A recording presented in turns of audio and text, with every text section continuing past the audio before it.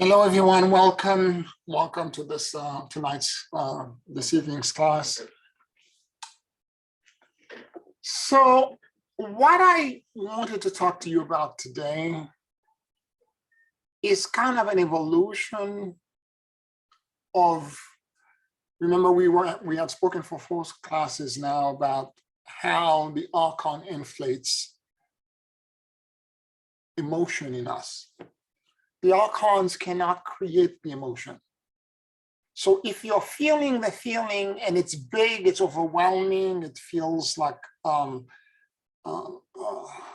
it's so giant and you're inside this bubble, yes, the archon are inflating it as you're reacting to whatever is happening outside of you. But the root of the emotion exists in you. There is something in your spiritual psychology that's not processing or giving right value to the experiences that you're having that's causing the emotion to happen. I want to emphasize this because I don't want you to think that the archons are making me feel this. We need to accept the fact that they're inflating the reaction, but that the root of the emotion is our responsibility. So as I stated before, you ask the Archangel Michael, Gabriel, and Raphael to help you with the extraction of their influence and cleanse you of their influence. Then the stuff you're responsible for, you need to go deep within. So with this in mind, I have been doing a deep dive because the past month, since the beginning, even before the retrograde, I've been going through it. It's been like walking in mud. It's been extremely difficult for me emotionally, meaning that the peace and the serenity that I took for granted that happened to me, that I wake up or I fall into very quickly in the morning, 10, 15 minutes of meditation, and I'm there, I couldn't find it. I was having difficulty connecting to it, finding it, and surrendering into it. And I've been deconstructing and trying to go deeper now and trying to find it. And a couple of things that I noticed, one being that for whatever reason, in the background of my consciousness, maybe it's because of the retrograde, I have no idea why, the morphogenic listening, which is surrendering, let your head drop in the middle of your chest and going to that space, completely disappeared. As a tool, it's as if I had amnesia and somebody took it away from me. I did not remember to do it. I was not in that space. And yesterday, the moment I did it, I began to feel better, like I was getting on the road toward that space. I was not 100% there, but I was on the road toward that space. And I want to, because what's happening is quite dynamic and quite complex. When I ask, I keep repeating this mantra over and over again, I release all attachments, fears, and control. And I surrender to the great emptiness and endless luminosity. And I keep repeating this quite a bit. And even during that time, I was repeating it over and over again. It was not having the right effect. It was nice to hear it, but the surrender and the release that I usually get so quickly at, I couldn't get it. And part of the reason for this was that as an intuitive and a seer, I was beginning to perceive the landscape of what's to come for the next year. And what I was perceiving or sensing energetically, because it's not clear yet, it's just vague sensation that are coming. It's not in detail. It takes a while for these things to precipitate back to my consciousness with details because initially when they begin to appear, particularly when they are scary things, part of me is so afraid that I begin to block it out. I didn't see that. I didn't see that. No, erase, erase. I didn't see it. I didn't see it. Okay, I didn't perceive this. But energy doesn't lie.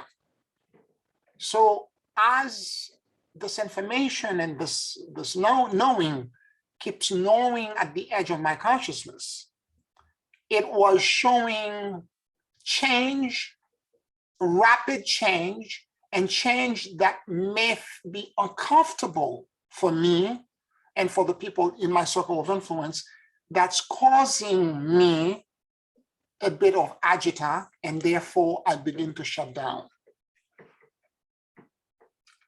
And that shutdown takes me back into survival. And what do we do when we try to survive? We try to maintain the status quo. We try to exist the way we are. We try to, if, for example, it's your home that's in danger, you try to create, you reinforce the foundation, you reinforce the wall, you do whatever it is against the threat that you think is coming to try to support and to resist it, to overcome it. You try to control the outcome. And I've noticed now that this is what I was doing energetically, that I was trying to figure out a way. It wasn't so much that the future I was allowing myself to see, I was trying to figure out a way how to control the little bit of perception that I was feeling, that foreboding, that kind of uncomfortable sensation that something bad is about to happen. And I want to talk about this for a second, because that foreboding and that sense that something bad is coming, and more specifically, I knew that there were two time frames that were extremely important. One was December, and the other one was April, May of next year. And it so happened that I've spoken to a friend of mine who does Ayurvedic astrology.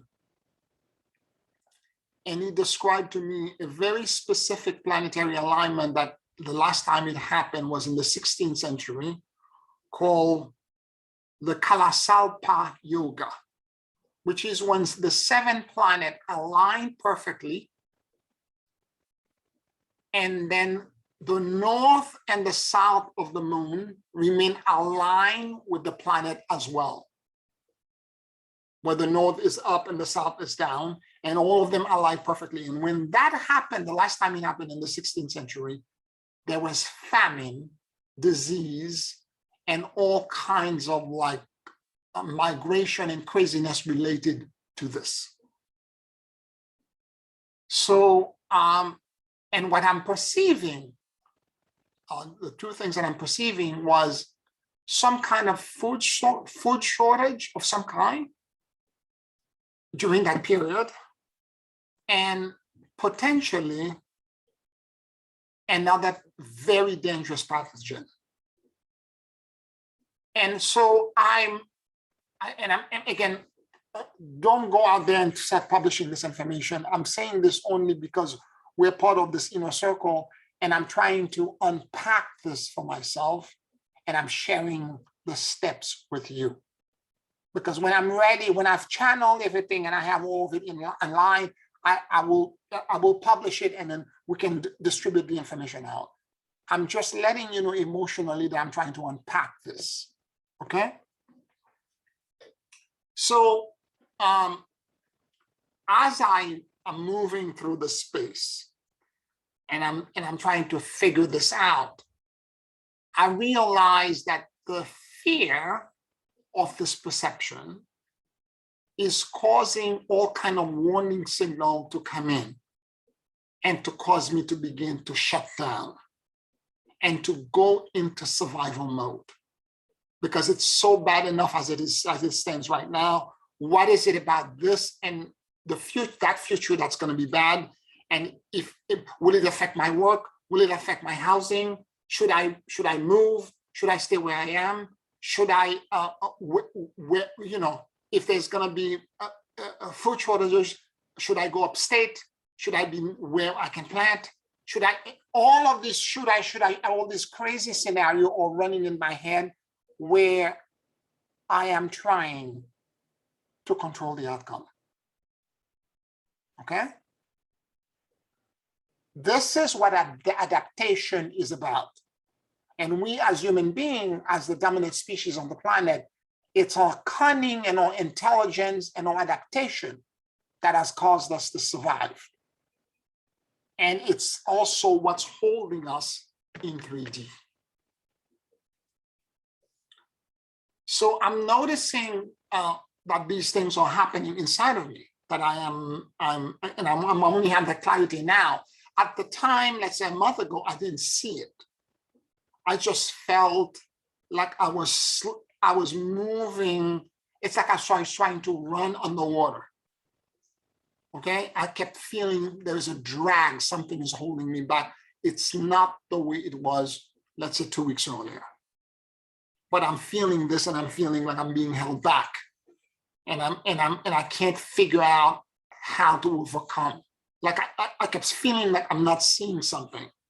I'm not perceiving something. There's something missing. Is it this? No. Is it that? No. Is it that the other? No, no. Am I only now in hindsight, am I realizing that I was trying to control the perceived, whatever I was sensing, instead of being neutral and letting whatever shows up to render and show up from the blessed field without any input or trigger for me. I got triggered by whatever little bit that I perceive, and it started generating a desire to control. Okay? And that desire to control started, my frontal lobe, my cunning, my intelligence, my human intelligence started to try to figure out a way to overcome, a way to remain top dog, a way to survive, and it got really, really busy doing this. And I have to say to you that I'm not saying that if you perceive danger, you should not be doing this. What I'm saying is that when that process begins and you're trying to be spiritual and trying to surrender and trying to let go so that you can have actual cosmic and universal clarity so that you can know what you're supposed to do, if you remain in fear and you're trying to control, you're not going to be able to do it. Okay? Part of it as well is the fact that I was not, I hope I'm making myself clear. I hope that the picture I'm painting and for you is clear. And I'm using myself as the example as a way to kind of navigate you to sensation and perception that you may be going through as well. Because I know last week we spoke about the foreboding and the kind of darkness or perception of something bad coming around the bend. Many of you experienced this as well. So what I didn't know, or what I didn't realize, is that all of this is connected to what is fundamentally true about the universe, which is a desire to give and a desire to receive.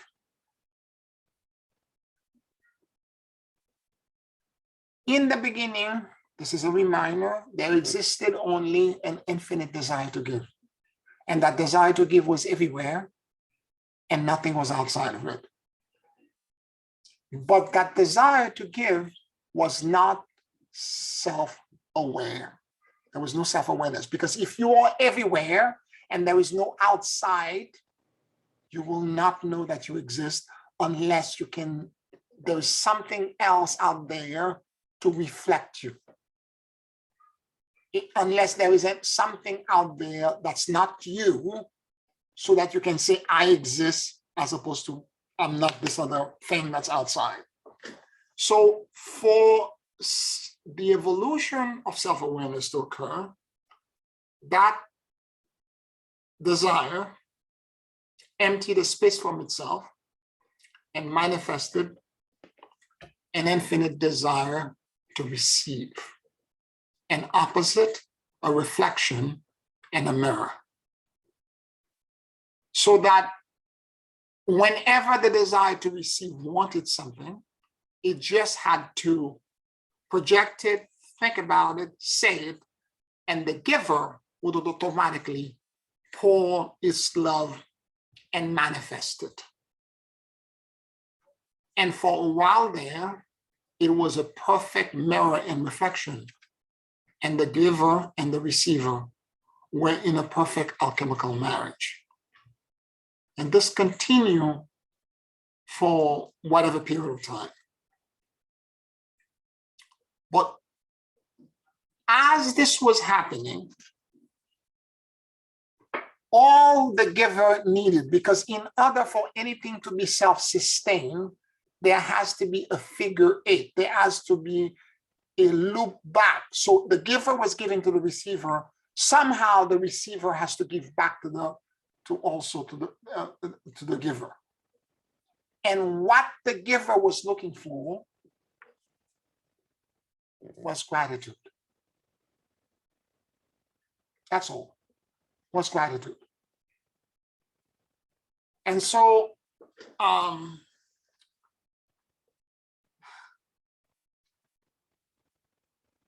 for a while there, the receiver was expressing gratitude. Thank you for the gift received, back to the giver, and the giver was fed. And therefore, there was flow, and it became a perpetually moving cycle. But after a moment and a minute, gratitude began to fade away for the receiver. The receiver began to become entitled with the stuff he was receiving. He began to feel, I need this and I need that, and like a child in a mall, anywhere, throwing a tantrum. I need this, I need that, I want this, I want that, and as the I want began to happen, the receiver began to develop entitlement. And that entitlement over time grew into undeservedness and shame.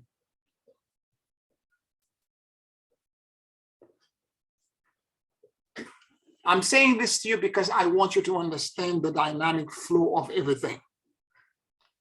And at some point, the shame and the undeservedness became so big that at some point, although he did ask for something and the giver was about to give it to him, all of a sudden he said, no, I don't want anything. Don't give it to me. No. And when that happened, the receiver contracted, collapsed and contracted into a point that was the size of my little finger. And that contraction caused, for the first time, the receiver that was prior to this moment, an infinite being that existed, that was a perfect reflection for the infinitude of the giver. It contracted into a point.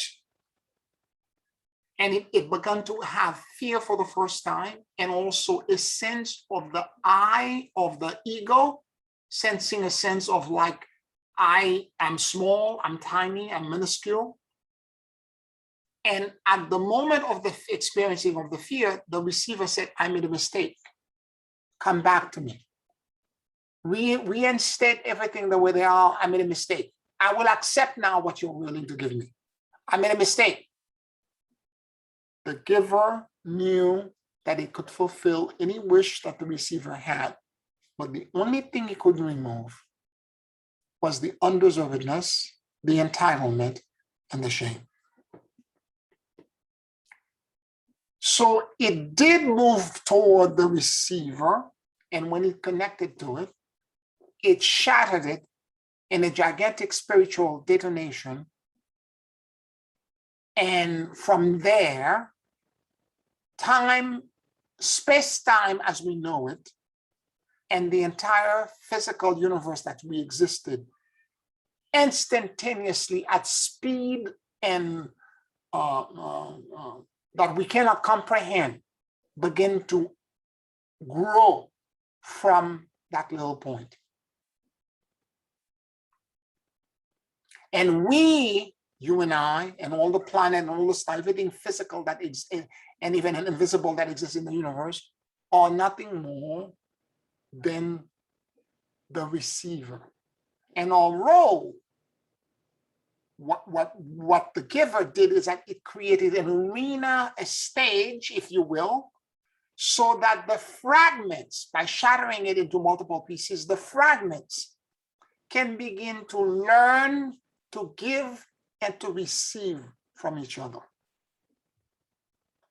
So if you're in a relationship with somebody, doesn't matter if it's sexual or filial or just you and an institution, a country, there has to be a giver that's giving to a receiver, and a receiver has to give back to the giver. The original template has to be created, because what the receiver was feeling was that I need to earn this because I'm getting it for free. It's too easy. And the receiver wanted to give back. Either I have to work very hard to receive it, or I have to give you something back in return.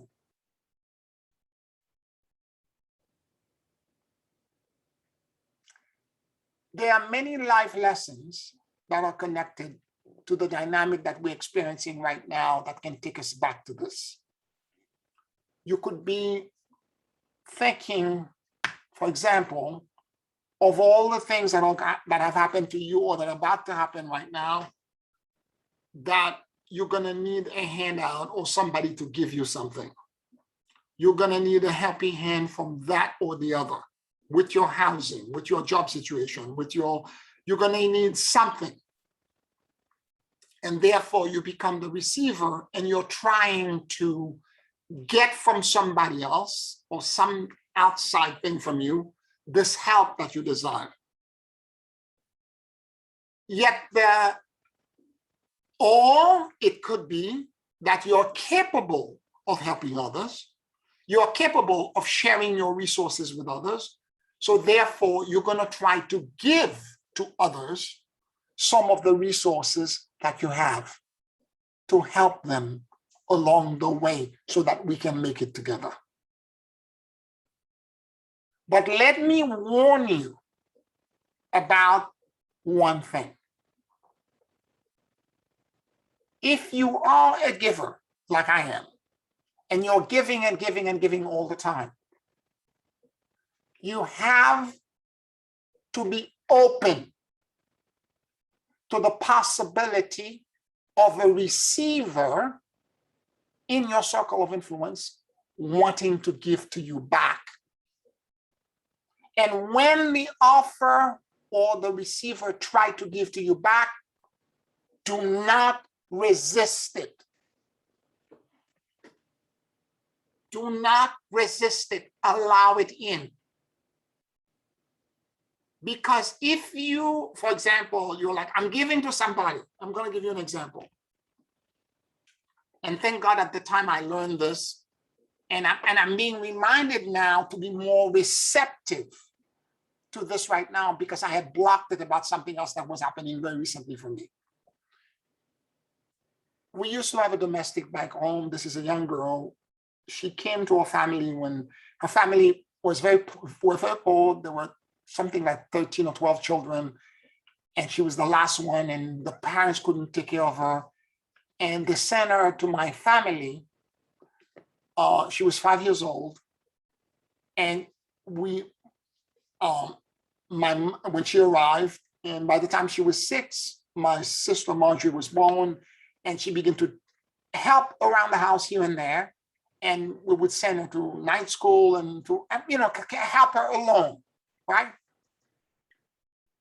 And clothe her, feed her, and etc. So this happened quite a bit in my country. And so we migrated and came to the US. And many years ago, for whatever reason, during meditation, Spirit had guided me that I should give something to her.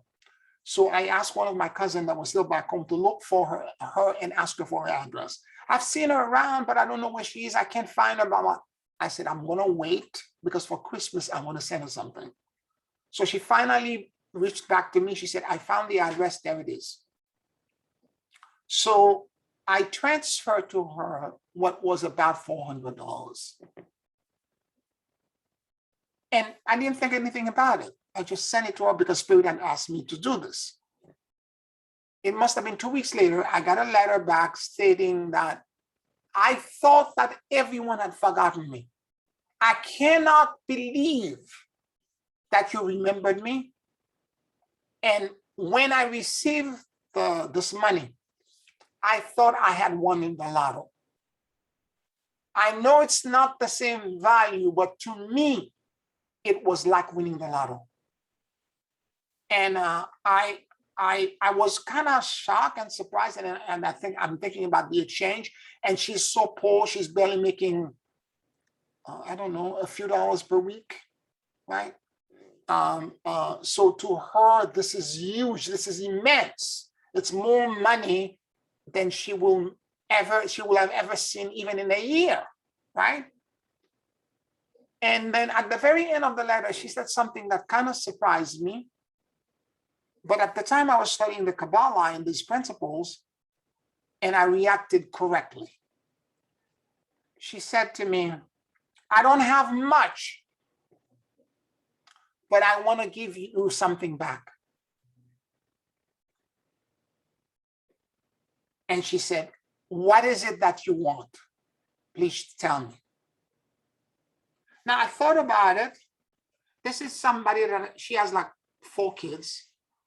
She is literally making not even $1 a day. Why would I want her to spend her resources to send something to me? She's more in need than I am. I could have very easily said to her, no, I don't want anything. But I knew that if I didn't allow her to give me something, I would not allow her to remove her shame about the gift. You remember the original receiver and the shame and saying no, and then the collapsing, the short circuit and the explosion, everything that ensue. That same scenario was going to repeat itself. And the gift that I was going to give her, she was not going to be able to enjoy it.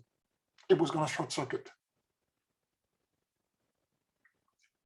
So I said to her, because I know she was working, with these nuns that were doing embroidery and all that. I said to her, I would like to get handkerchiefs, an embroidered handkerchief.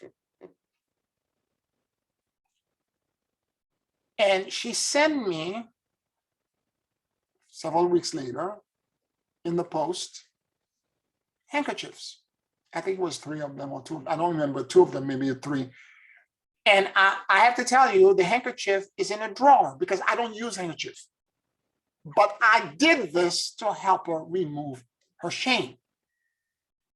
Because I knew if I didn't accept it, she would have short-circuited. And more to the point, the dynamic between me and her and the flow that I was trying to create, I was also going to be toxified in reverse. By me not receiving, it's not just her removing her shame, but by me not receiving the gift, I was going to also the gift that I was giving, it was become toxic. It was going to sour, and negative energy was going to flow back to me from not allowing the return to come back to me.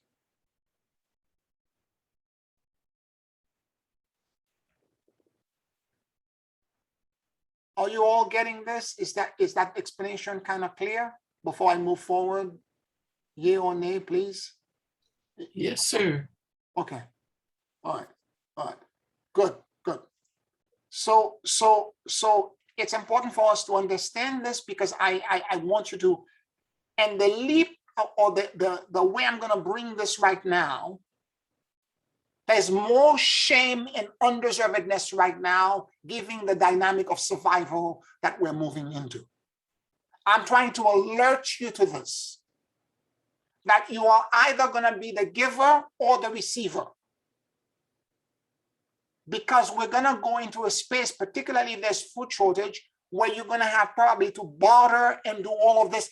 You have, if you're giving and somebody wants to give you something back, you have to allow the flow to happen in some manner, so that you can not only have them remove their shame, but you can allow the gift that you give them not to become a negative backflow because you were too proudful, or you felt too self-important in your what's the word I'm looking for? In your I forgot the word. In your largesse, you felt so important in your largesse that you didn't allow somebody else to even say thank you to you, or give you a card, or say to you, or give you something in return for what you just gifted them. This is right now a huge lesson that I'm walking through, because I'm busy giving to everyone, and somebody offered something to me and I'm saying no to it, and I didn't realize it. And here's the thing: when you say no to the reciprocal energy that's supposed to come back to you, every other gift that the universe is trying to give you to help you navigate the storm that's coming are blocked. Every other gift, listen carefully to what I'm telling you. I'm giving. Somebody wants to give me something back, and I'm saying, no, I don't want it. And because I'm saying, no, I don't want it, this is why I had such a hard time. It wasn't just control. I just figured it out this afternoon after my morning class, when I went on my meditation on the waterfront. I just got it. Somebody tried to offer me to say, I want to offer you this, blah, blah, blah. And I'm saying, no, I don't want it. And when you say, no, you don't want it, you block that entire channel that allows you to receive gifts. You block everything.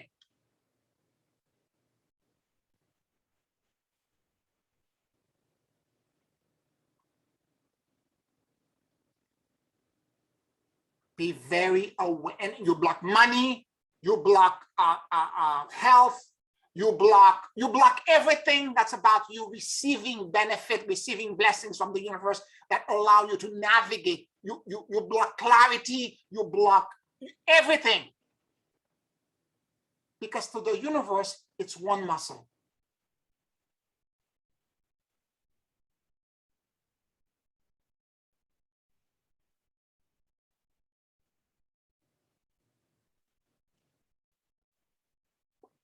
I hope you're getting what I'm saying to you. This is a way of me trying to prepare you and make you understand that this dynamic, because I kept on saying it's not this, it's not that, it's not control. What's happening to me? It's not just control. Control is part of it, but it's not just about the control. Yes, I'm afraid and I'm trying to control and I'm trying to, but it's not, what I'm feeling is more. There's more to this. Again, the fan, there's more to this.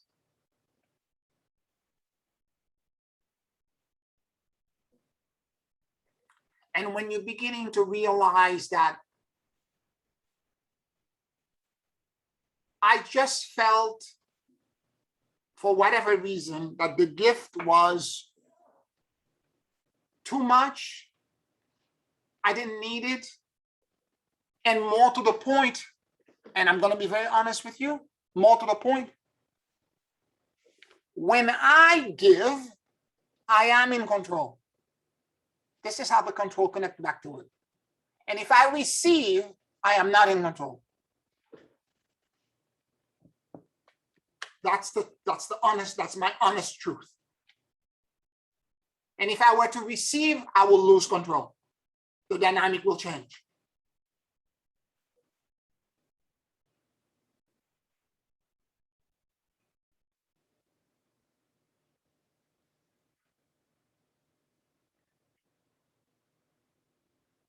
So it's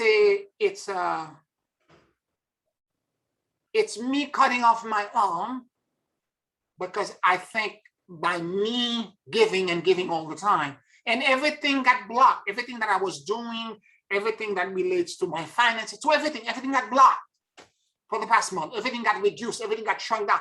And all it was, it's because I said no.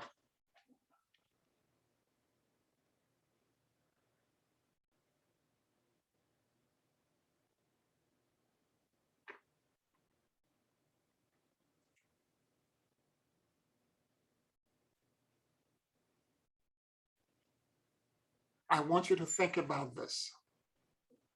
Think about where in your life, because some of you are receivers, others are givers. But at some point, even if somebody in your life is always the receiver, at some point, they're going to develop shame and they're going to want to give something back to you. And in this instance, it could be that the gift that they're going to try to give to you might shock you and might surprise you, and you might say, "Oh, I don't want it. It's too much. I don't want it."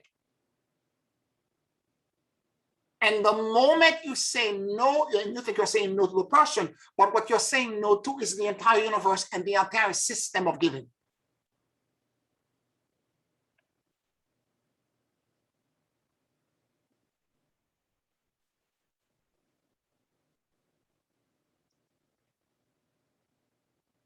Any questions, any comments?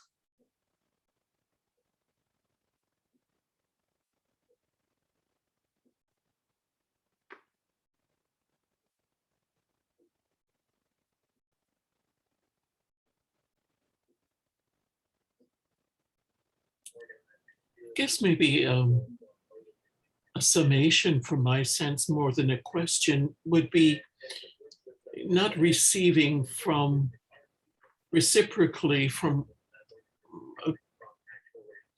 a person or whatever that you've given to will also block you from inspiration from the blessed field, because you said earlier the desire to control out of fear will blind us from that inspiration. So would it not only block us from receiving whatever we might need in the future, it will also block that inspiration, for lack of a better word, in ways that we might be able to navigate future difficulties.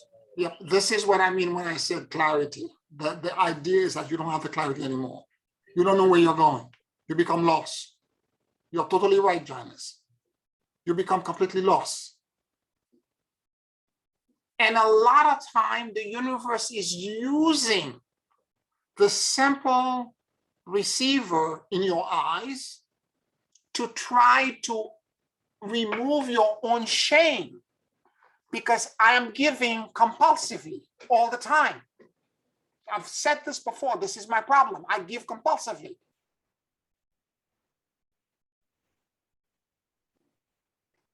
And the reason I'm giving compulsively, it's because my father, who was supposed to be the provider and the giver, was so abusive to me and to my family that I remember at some point when I was very young, I swore to myself, I will never be that vulnerable again. And therefore, the way I overcame this is that I begin to give to everyone. Because if I'm giving, I'm in control. I'm not going to be in a position where I have to receive and wait for you to give to me. Pierre, Yes. something I want to share that showed up for me, that it's not exactly like that, but I think it's along what you're saying. And correct me if I'm wrong. Sure. What showed up for me is I was, just a brief background, I was watching the Greg Bergen that we talked about video about the 7 principles SNEs used for self-awareness.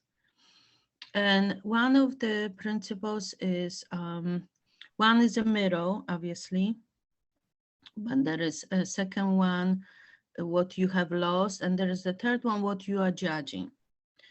And as I was just meditating on the fact that my employers, there was not that they are good employees, but I was coming short on compassion because it was related to benefits. And benefits feel to me like it's, you know, it's something that comes more out of compassion if they give you generous benefits. So I was just thinking, like, why is this an ongoing issue for me?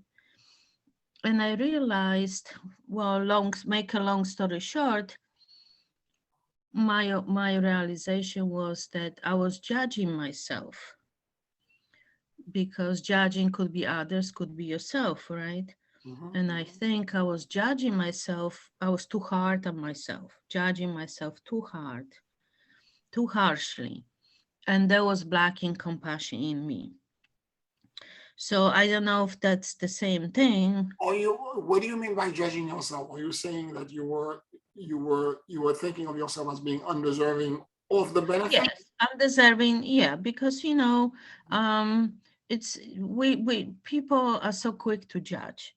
And then if you don't have a certain mastery, you're gonna just buy into it, you know, and then you end up exactly as you said. So you kind of you end up blocking the same thing, just coming a little bit from a different angle.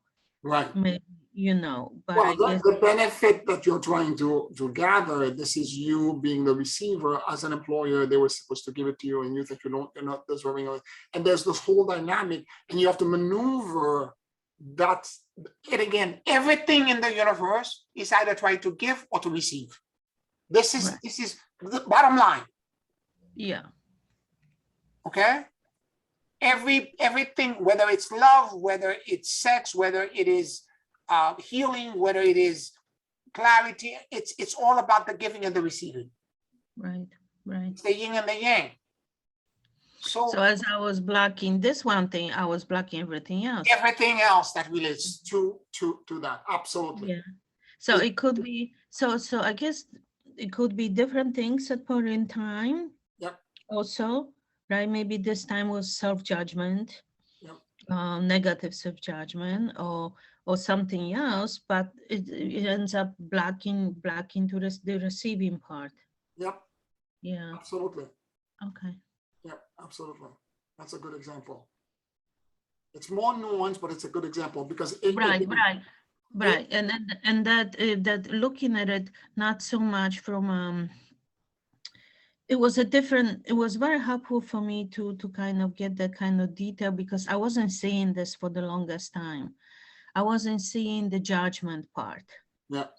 So it's more subtle, and it's easy to miss it. Yeah, because if you think, again, this is what happened to the original receiver. I'm undeserving of the gift. Right. If you feel undeserving and you have shame and you have undeservingness, you're blocking it. Right. And you know, nowadays it's easy in hindsight, Yeah. but that self-judgment part wasn't like it wasn't obvious at first. It was Yeah. very subtle. And I kind of like had to meditate to connect the dots there. Yeah. Yep, yep, yep. But it's a good analysis, and thank you for it's like a confirmation for me. That's a good analysis to do for to unblock yourself and be in the flow. Many times the universe is trying to give you a gift. Thank you, Ursula. Thank you so much for bringing this example. And sometimes it may be in all the hardship that we all are facing right now because of what's happening around the world right now. Right now, California is dealing with what they call it, atmospheric river. Catastrophic flooding and weather phenomena. There is so much water in the sky that's coming from the Pacific into California, and the earth in California is scorched because of all the fire. Not just California alone, but Washington, Oregon, all these places also have been scorched. And this vast amount of water in the next few days are going to drop rapidly, probably causing mudslide, flooding, and all kinds of things, right? So you have all these events, and there is this dynamic that we have to be respectful of. And sometimes the universe is going to provide you the help, but not in the way that you want it. Okay? And it's going to come in sometime in a very unexpected way and from a source that's going to feel initially, well, I don't want it from there. Or you're going to resist it because, like, if you're like me, if you're a giver like me, I resist it because when I give, I am in control. From me as a young child, dealing with my father, who was so unbelievably abusive, because every gift that he ever gave me came with a price, and the price was abuse.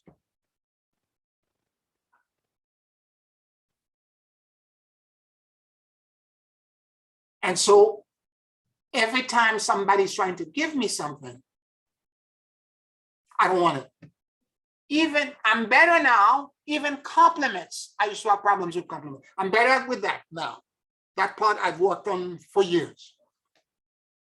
Whereas before, when I was in my 30s, if you paid me a compliment, I would immediately change the conversation into something else to turn it back onto you, or the weather, or something else.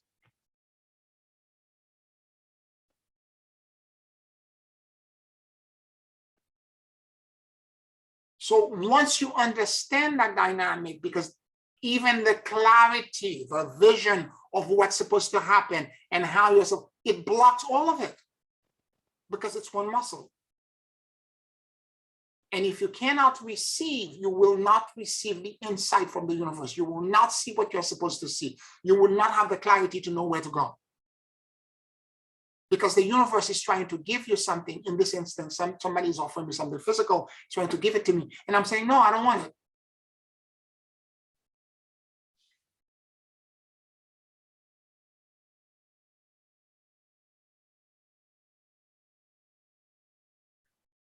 Sometimes the universe is giving you an insight into your living situation, your work situation, from an unexpected source, and trying to give you something that will make this turbulent path that we're in so easy for you. And we are the ones that are resisting it.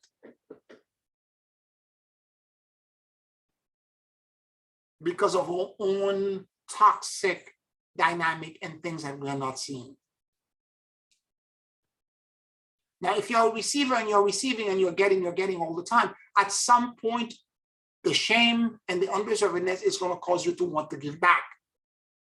And it is my great hope that when you want to give back, if this is you, that the giver will allow you to give back so that the flow, the real flow and dynamic of the universe can be reinstated.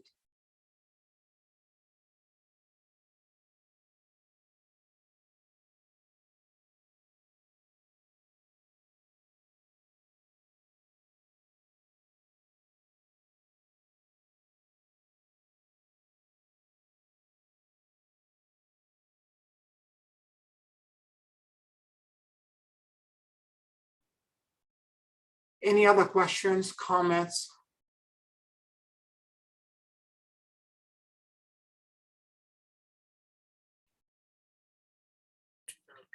No, I heard, I especially heard your comment, Pierre, about the gift of a compliment. And I know that I'm guilty of finding it hard to receive. Why is that? Undeservedness. There's a part of you that is judgmental, like Ursula was saying, that is harsh with yourself. I see. That you're not good enough. People are seeing something else that you're not seeing, and you think it's not true. And there's negative self-judgment on internally, like a dark voice inside of you that's causing a program to be triggered. Mm. Whereas it's not true. People are seeing something that's very beautiful, and they're just being grateful and thanking you for your contribution, your presence, who you are, etc. And I may trigger this again for you. You just have to walk into a room, and just your presence alone is enough to soothe everyone. And I'm not blowing smoke up your skirt. This is the truth. I second that. This is the truth. I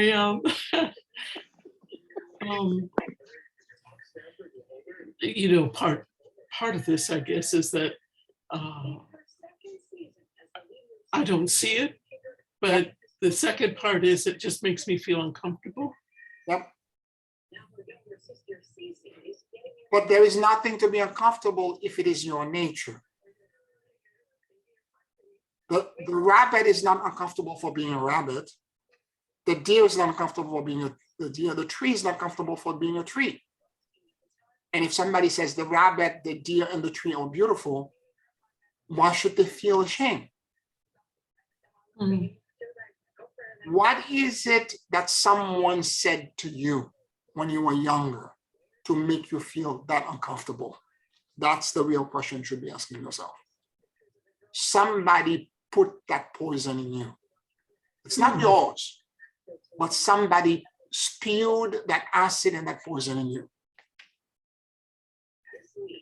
Okay, thank you for pointing the way. I'll follow the breadcrumbs. Yeah. Because it's not harsh. It's not rocket science.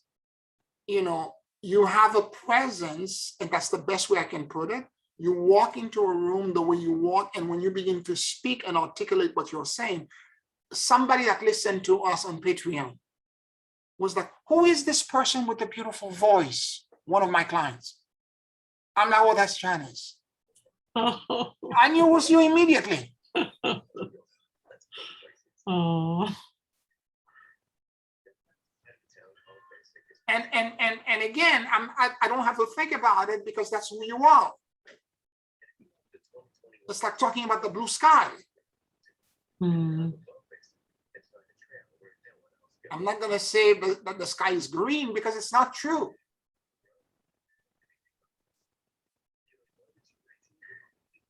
Okay, I hear you.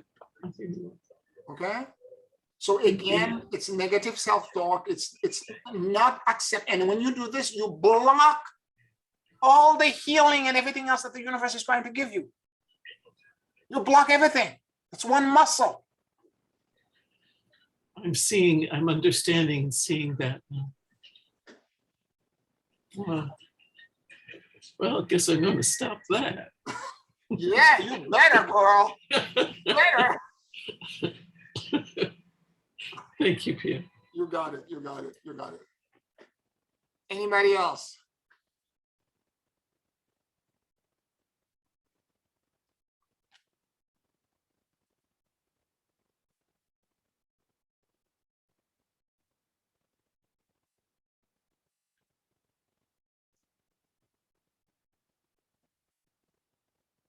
So as we interact with people and we move and we exchange, I want you to pay very careful attention to the little things that are said and done.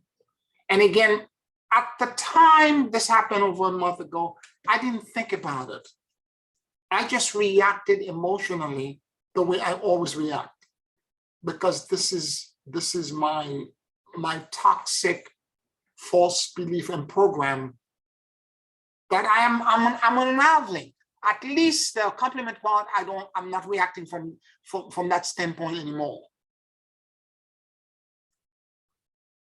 And so I have to go deeper, because the way these programs are created, there are layers to them. I have to go deeper now. This is an incredible opportunity. You don't know how elated and how happy I am right now, because I get it now, because for several weeks now, I am with the flashlight going again, 10 going everywhere. I'm like, I'm not seeing something. What is it that I'm not seeing?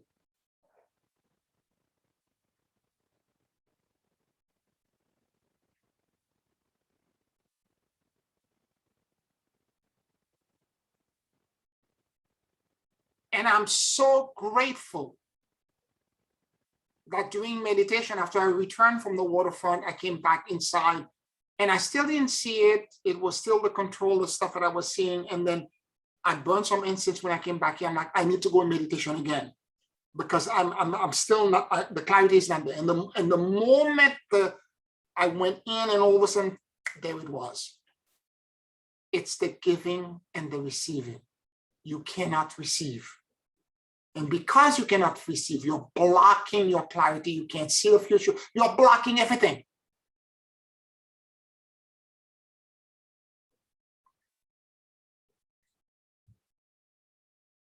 And why am I doing it? Compulsory and addictive control. When I give, I'm in charge. When I receive, I have to depend on people, and this is too uncomfortable for me.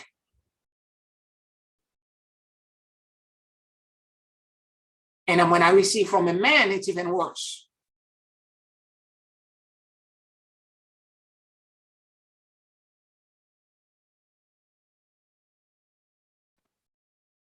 Because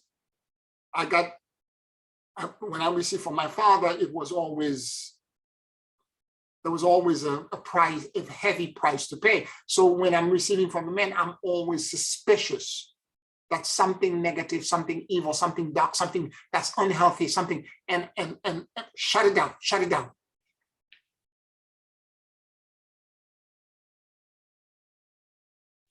So what I am inviting you to do, I'm using myself as an example to lay this on the table. And I'm using myself as an autopsy in vivo to give you an opportunity to go within yourself. Because certainly the dynamic that I'm describing is specific to me.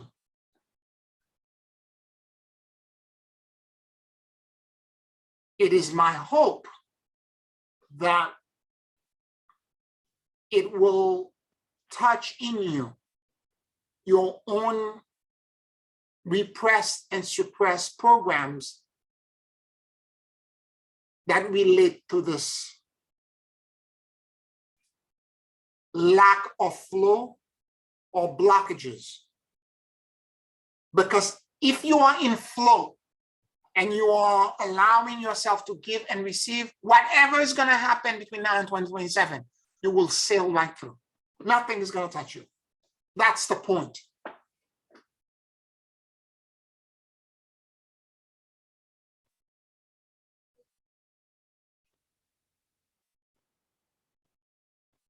The resistance, the difficulties, all of it stem from us not giving, not receiving, or giving all the time, or receiving all the time.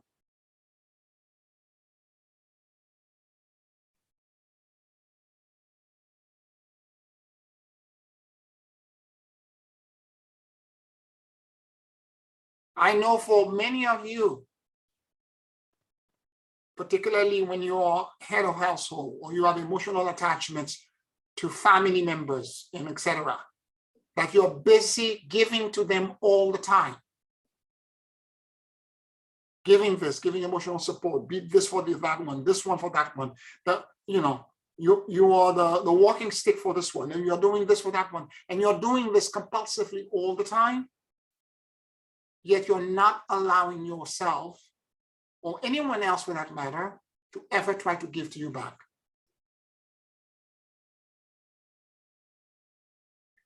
And because you keep giving all the time, others may take you for granted because you have trained them incorrectly.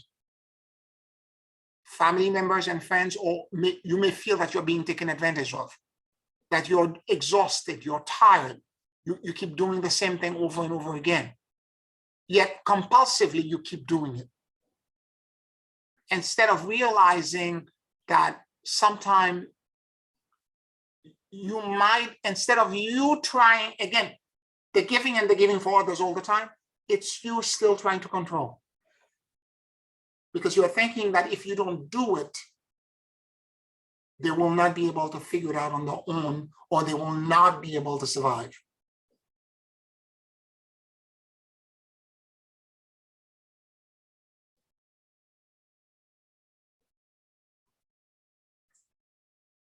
You need to understand that if you're not here on earth, they will be fine.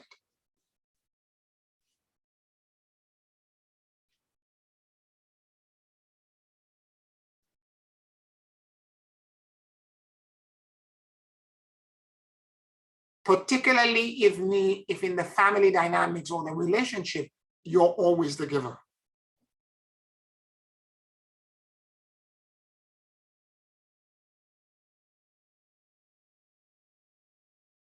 And again, it's not money, it's not things that people are supposed to give to you, but sometimes just an acknowledgement. Thank you for this, that, or the other. It goes a long way when someone has gratitude toward you. And if this is lacking in your relationship, you need to re-examine the dynamic of giving and receiving and correct the inequity and the imbalance that exists in it, because you're blocking flow for you.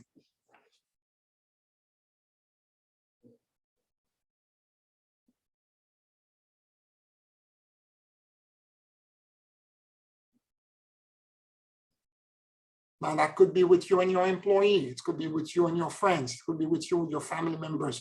It could be you with, all kinds of dynamic.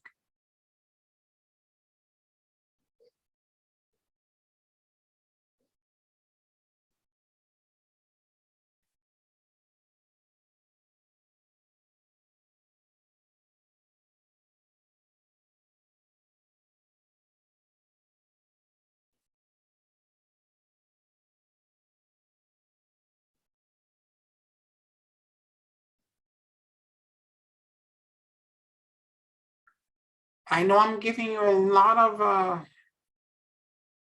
information, and my hope is that this is unpacking for you, and it's allowing you.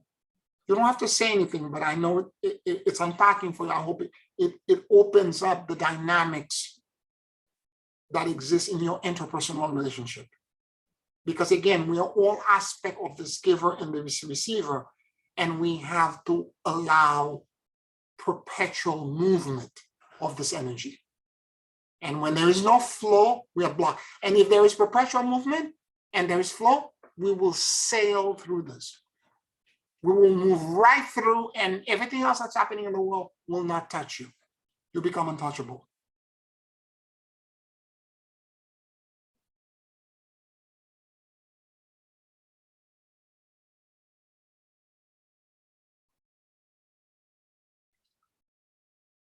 Where in your life, in your relationships, whether it is with your boss, whether it is with your family member, where is the blockage or blockages? Where are the blockages? In the flow of this dynamic. And wherever you see it, go deeper and find out in your spiritual psychology the false belief that are causing you to repeat the same behavior over and over again.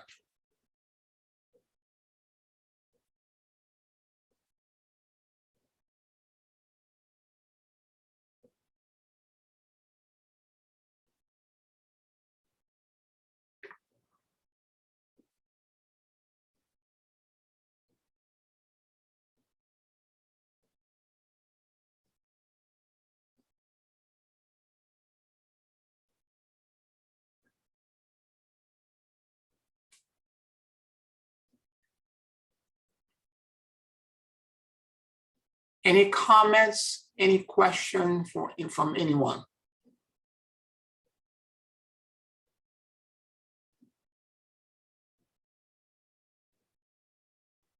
I know yes. Pierre, I let you off the hook. We're all guilty as charged, and we all need to learn new habits, new responses. Because, when you're young, you learn a lot of things, that you misinterpret. When someone says, gives you a compliment and you want to receive it correctly because at some point someone told you, oh, you just think you're just so much. And you're trying to be humble. You're trying to figure out, well, how much is enough and how much is not. You're just trying to find a balance. You just find a balance. And so all of us, have things to work on. And it requires, our attention. And like you said, why you keep doing the same thing over and over?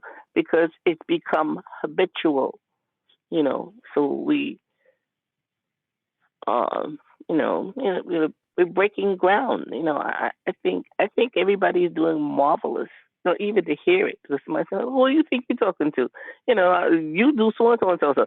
So instead of coming back from it at that way, we're all looking at ourselves. I know that's what I'm doing. I'm laying here, I'm laughing. I said, "Yeah, he's talking about me," and so you get it. But we're working a little at a time. It's like we be under renovation. If you have a house and you're renovating, it's when you're doing the whole house, everything is messed up at one time. But let's just stay in the kitchen. Let have some space that seems to be in order. But thank you. That's all I want to say is thank you. I'm working on the building. You got it, Celia. Thank you for the comments. Thank you. And again, I know what I'm saying is very deep because all of us, to one degree or another, have toxified the flow. Okay?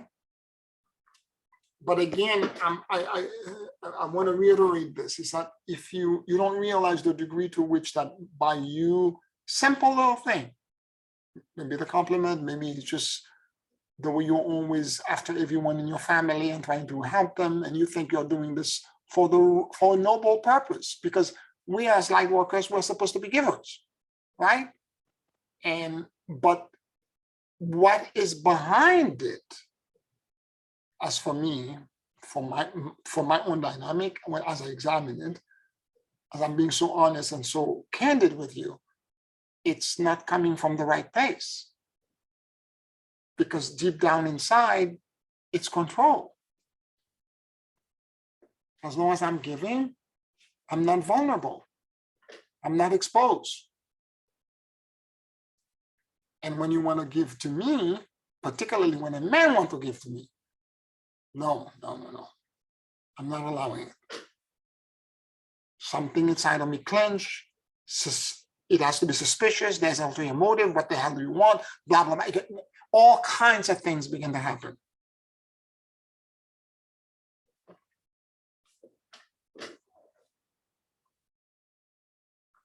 So the invitation is here. As Celia said, there's a lot of things that needs correction. Be gentle with yourself and move one step at a time. Yes. Yeah. Yes. What went through my mind as you were talking is the fact that because of that, not able to receive, we also can miss a lot of blessings that's coming to us, Sure. because there's always, you're always questioning and think that the person have an ulterior motive behind this. Mhm. What is it that that person need? Mhm. Why they been so nice to me? Why they been so, you understand? So it's really a dynamic that is, in other words, you're letting your guard down and be vulnerable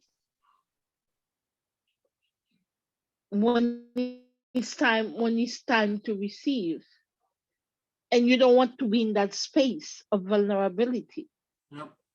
And therefore you're missing the huge blessing, you're missing everything. And it is that balance that need to be created. Anyway, it just crossing my mind, and Yep. I think I share that. I'm sorry. No, don't be sorry. Okay. It's along the line of what we're talking about, is that you block flow, you block the entire universe from giving to you, you block everything else, and all of a sudden everything you were working on begin to constrict. You have all Yeah. kinds of blockages, everything, things that were supposed to flow are not happening, and you're wondering why, and you can't figure it out. And I'm doing everything the way it was supposed to happen. What's going on? It's simply because you're being suspicious and you feel vulnerable, and you're blocking one simple gift, and it's blocking everything else. Like you just told Janice, Yeah. all these things came back from her childhood, really. The Mhm. way that you were raised. Right. Because I remember at one point in my life, I couldn't bring myself to tell somebody I love you. Mm. Mm. It was a huge thing for me Mm. to say that to somebody. Mm. Mm. But all that is, it's the dynamic of the way you were raised, Yep. and the abuse, and so on and so forth. Yep. But I'm past that now. I could say I love you. I love you all. I love you all. We I love could say you that too. right now. We love you too. We love you too. Love you back. Yes. Yes, we love you too. And again, this is the dynamic Right. of toxicity when you're growing up, and again, saying this is again made you feel vulnerable. So there we go. And I hope this provided you with information, and I know this is a huge amount of work, but I'm sharing this with you from a point of great joy, because that insight for me is tremendous. Because I kept thinking, again, as a spiritual teacher and a Capricorn, I should point that out, when I bite onto something, I need to figure out what it is. And I'm like, no, this is not the answer. It's part of the answer. Control is in it, but it's not the real answer. I need to go deeper. It doesn't feel right. It's not. And the moment I saw that dynamic, there is control in it, but the control comes from me trying, not receiving, because when I when I try to receive, I'm not in control.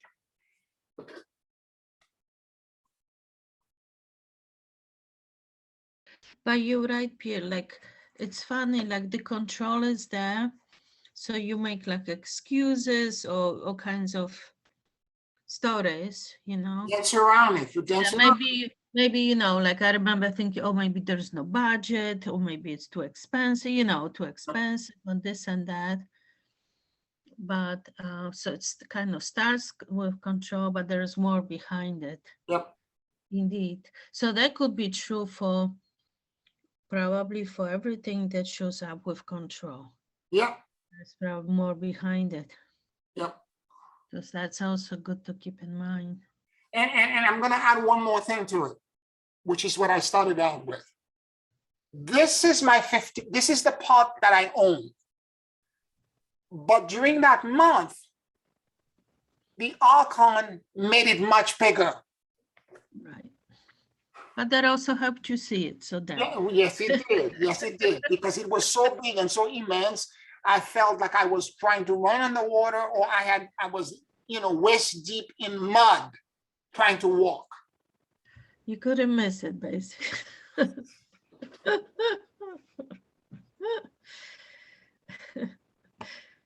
Yep. Oh, good. And this is why I kept on saying I need to go, I need to get to the bottom of this. Go all the way down to the bottom.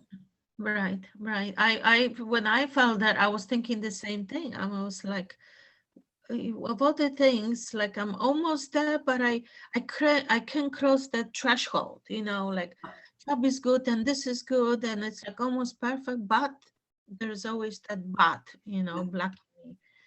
So I also felt that, like, I really felt blocked, and it was clear to me also that I did everything correctly, like I knew it wasn't my fault. And I'm like, so if it's not this, then there must be something else.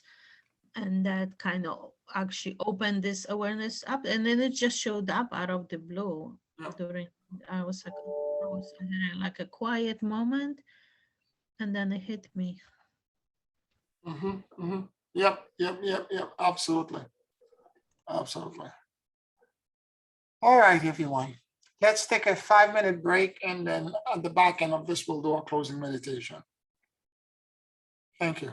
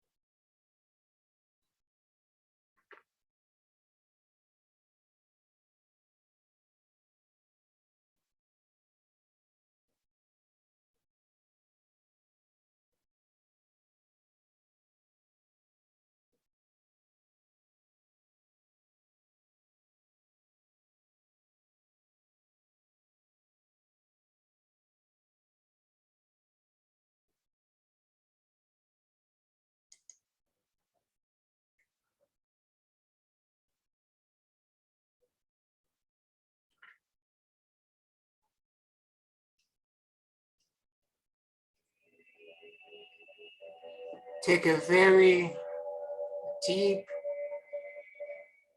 and slow breath.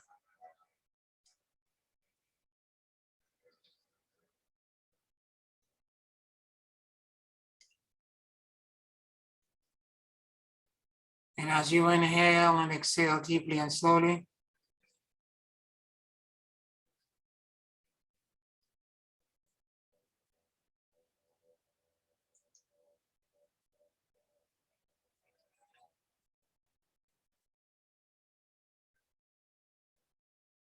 allow the universal life force that permeates everything to enter into your lungs.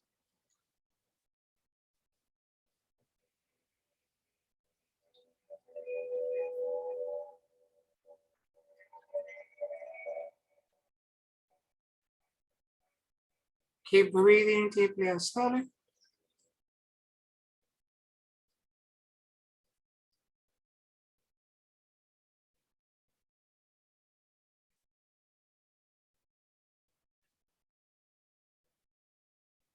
And let your soul and your awareness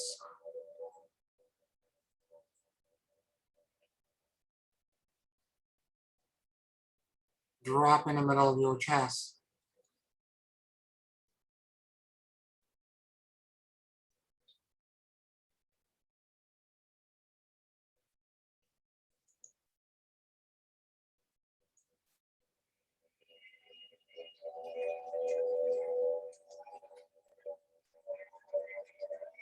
Please forgive me.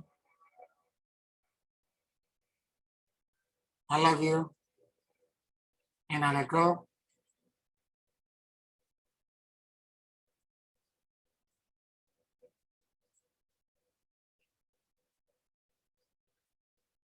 Please forgive me. I love you.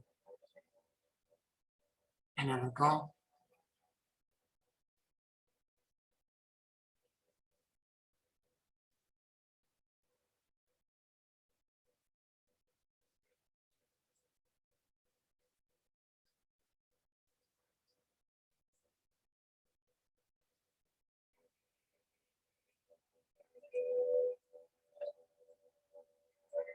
I become aware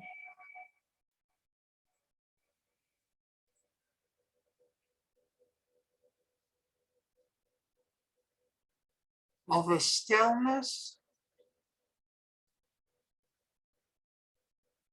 and a rest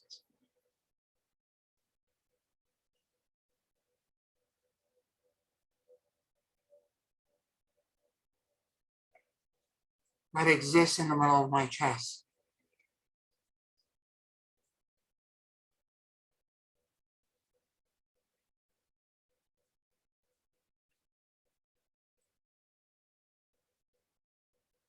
Keep breathing deeply and slowly.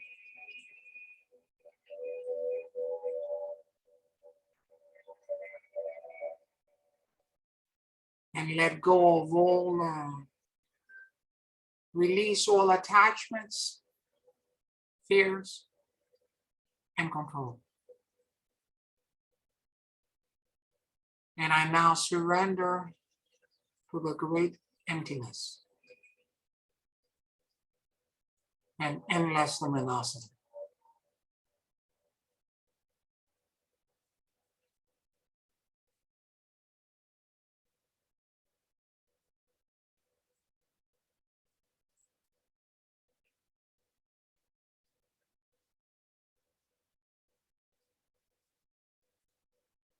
Keep breathing deeply and slowly.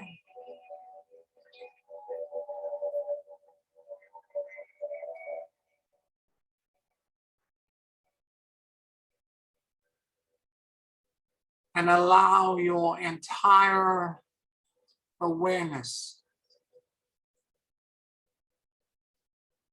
knowing,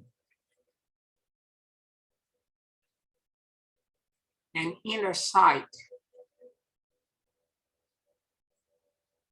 to focus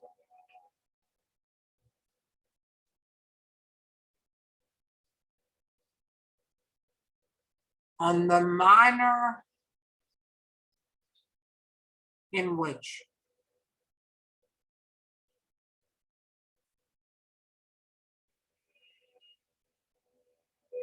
you give and receive.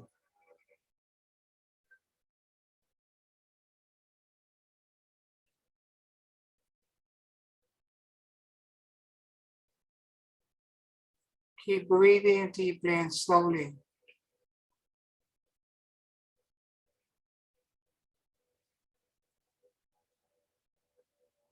And without any judgments, fears,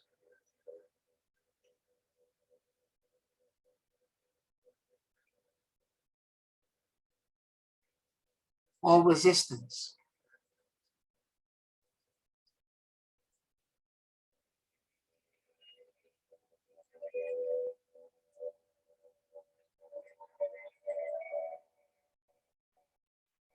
Find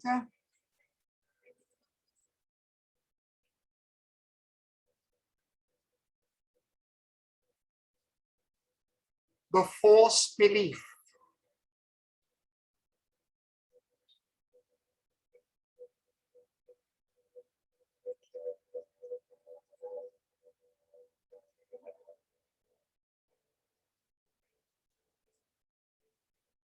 the negative programs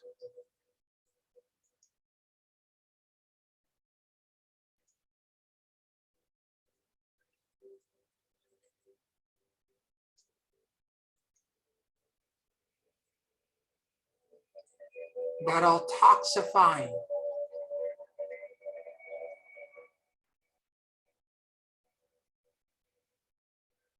the flow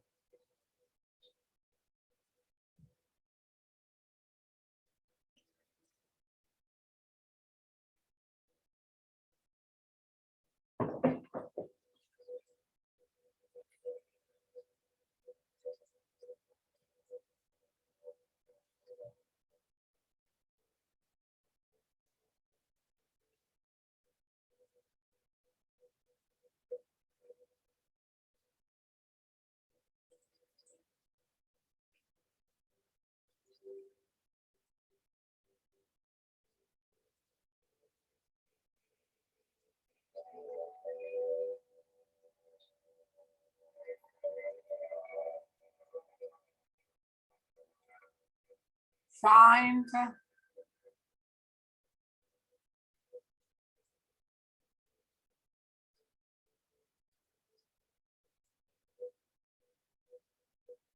the blockages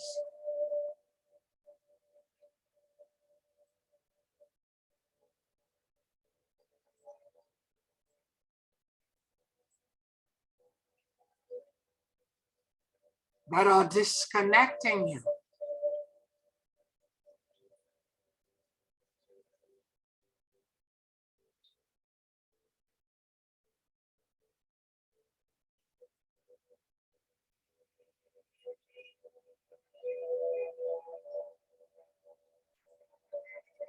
to the perpetually renewing energies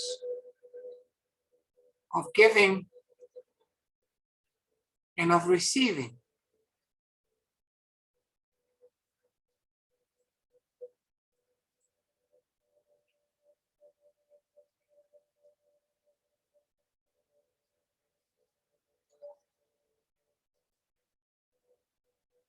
That animates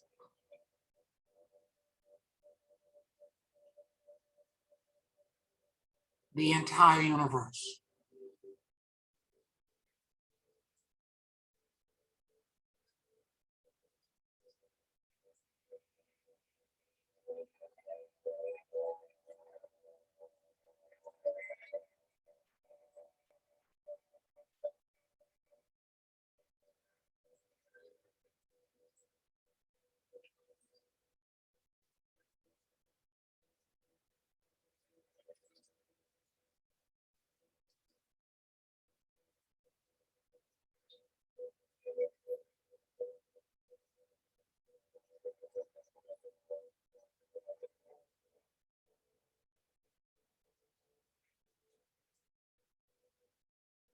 Give me the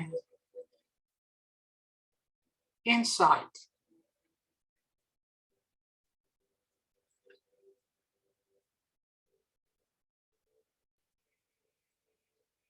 the foresight,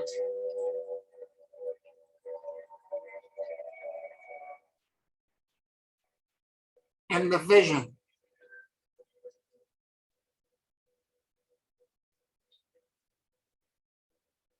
to understand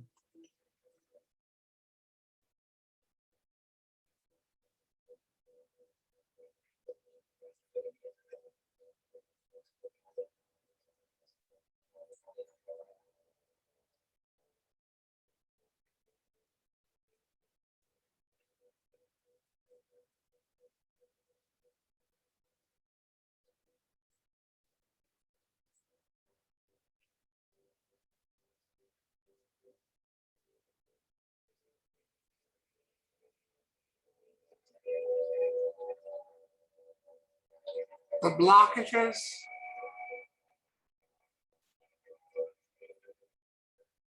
the vulnerabilities,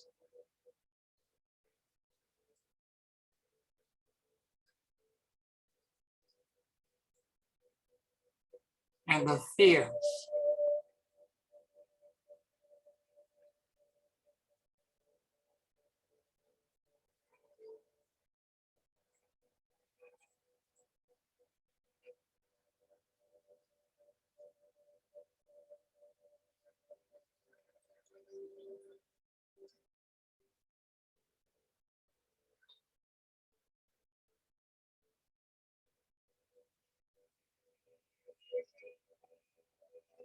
That are blocking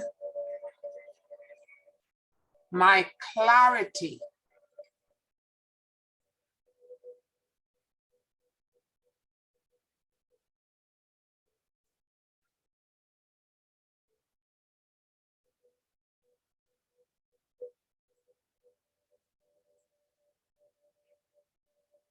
my perception,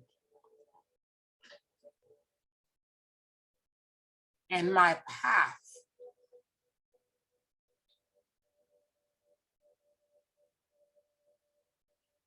toward the new earth.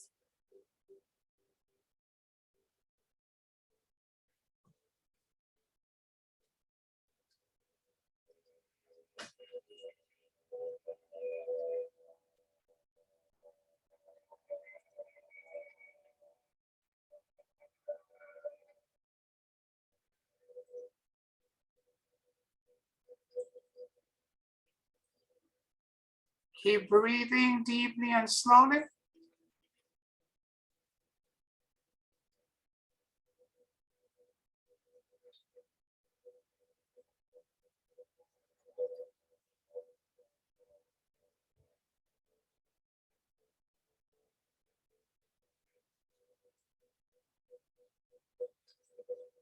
And whatever that awareness, false belief,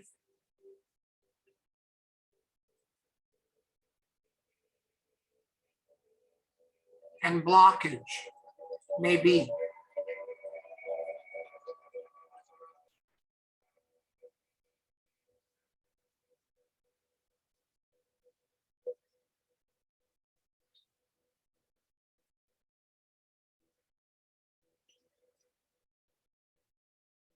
take a deep breath from the core of the earth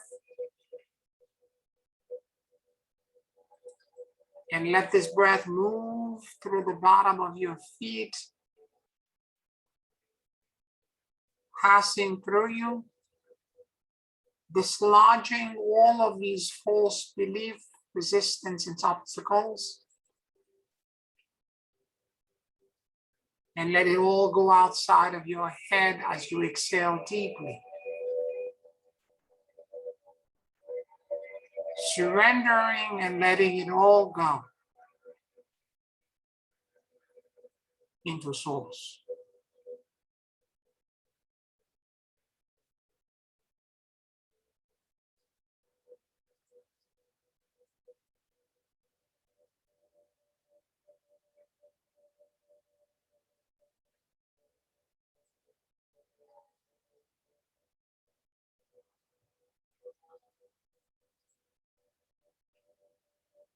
Let the solution set of this blockage, of this resistance and false belief, come to you.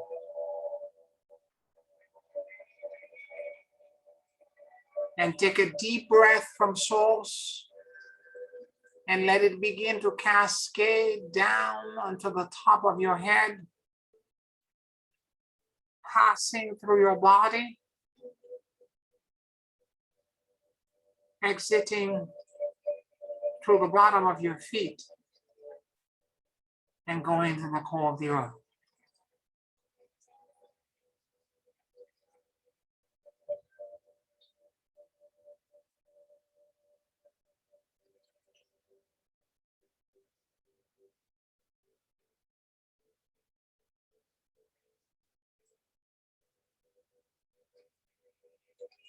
Take a very deep breath from the core of the earth and let it move through the bottom of your feet, passing through you and dislodging all residual and replicated program, subprogram connected to these blockages and resistance. And let it all move outside of your head. Surrender all of it into source. Let go.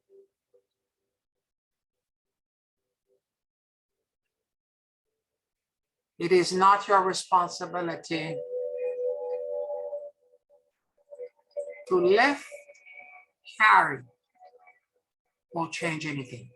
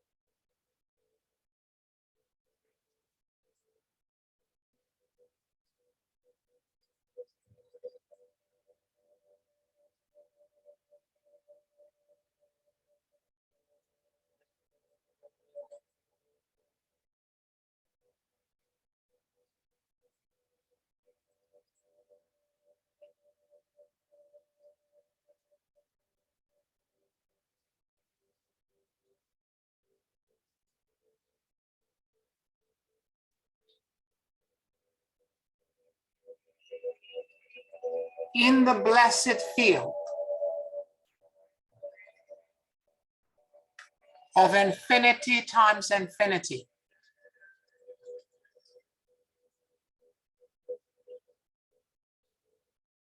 in the vastness and endlessness of solution set,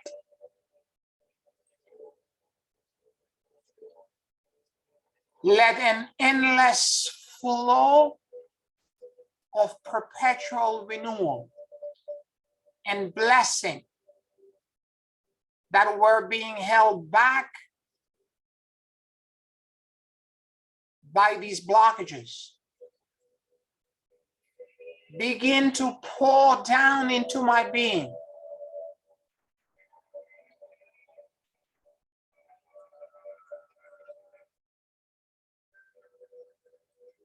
And let it all flow from source into the top of my head, passing through me and changing every dynamics that exist in my life.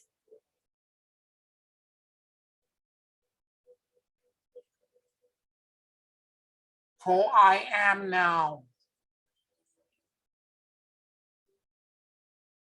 in alignment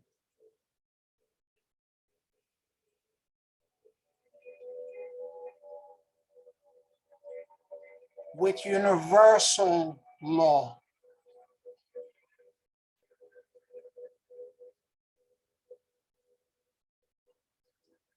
May an endless and perpetual flow of blessings, healings, repairs, joy, love, happiness, fulfillment,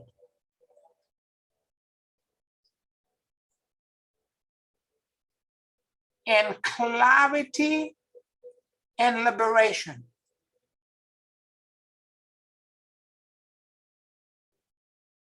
move through my entire being.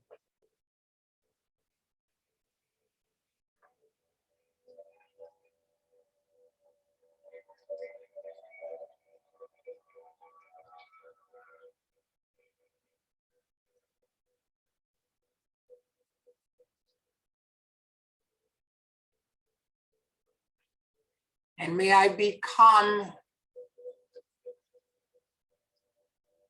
the anchor, the grounding rod,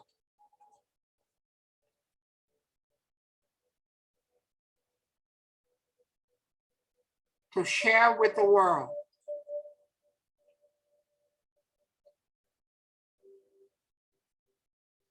this freedom,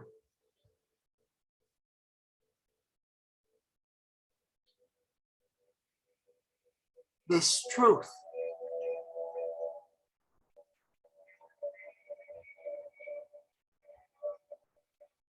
this emancipation,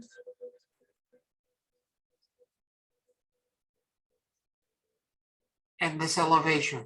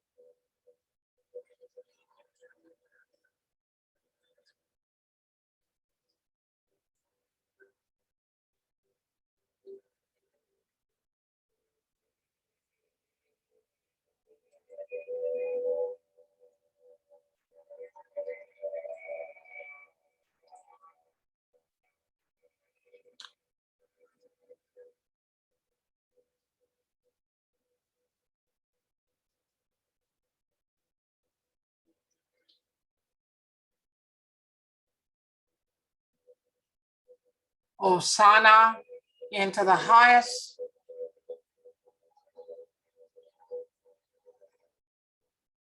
Hosanna into the highest.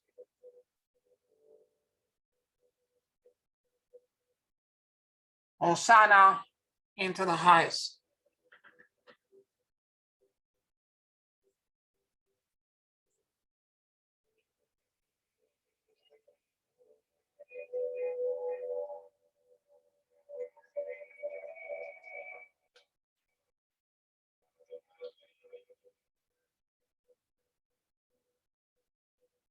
Take a very deep and slow breath.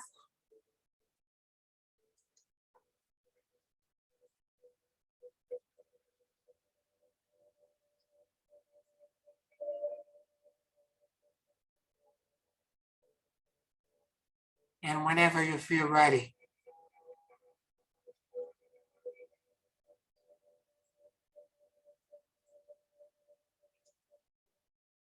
open your eyes.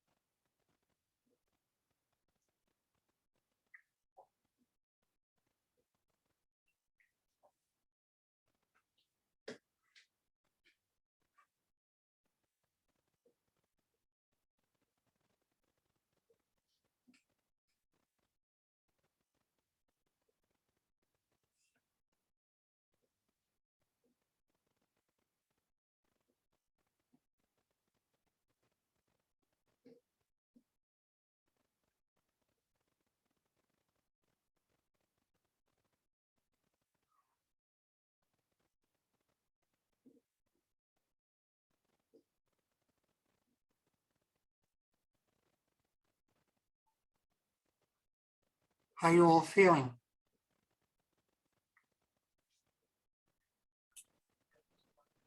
Well, you know, Pierre, I think that is just a magnificent start of uncovering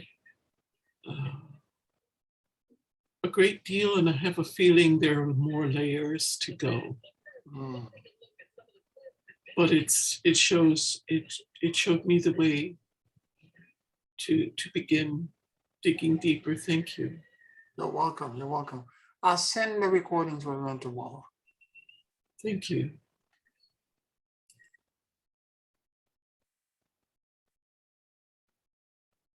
Anybody else?